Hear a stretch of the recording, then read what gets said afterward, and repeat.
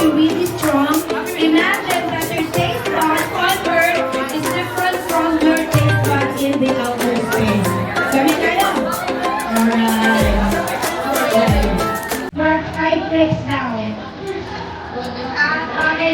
It's yours. You can let your other class is tried. It's clean. Don't Sir hurt. Bam, Sir Bam, kindly give us a review of our space food. What's my name? Okay.